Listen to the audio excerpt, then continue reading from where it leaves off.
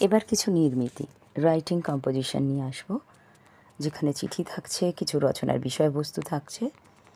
যে কোনো বোর্ডের জন্যই হোক না কেন, তোমরা লিখে অনুশীলন করবে। প্রথমে পত্র রচনা।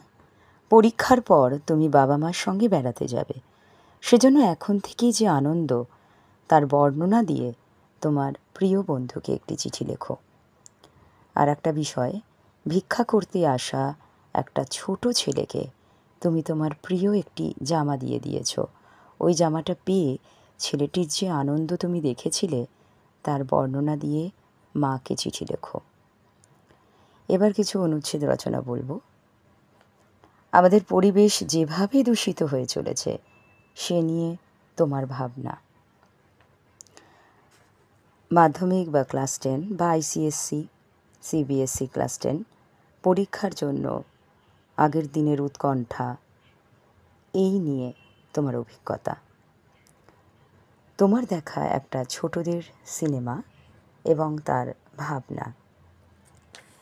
এবার আর কিছু বাক্য পরিবর্তনের সঙ্গে বলে দিই, সেটাও আলোচনা করবে। ধুলোয় ঢাকা আকাশে সূর্যের দেখা নেই, জটিল বাক্যে করবে।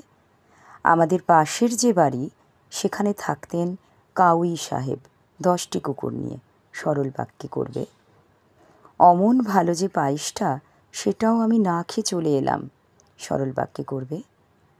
ভোর হলো, আশ্রমের বালকেরা প্রভাতী গান গাইতে লাগলো, যৌগিক বাক্যে করবে।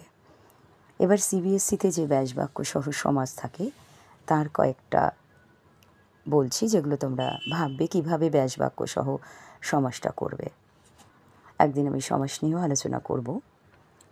এক এক করে বলছি। দম্পতি, কাঁচকলা, চরণপদ্ম, অনুগমন, মন মাঝি, চালাক চতুর, পিতৃদেব, ছোট বড়। তাহলে তোমরা এগুলো লিখে অনুশীলন করো। ধন্যবাদ সবাইকে।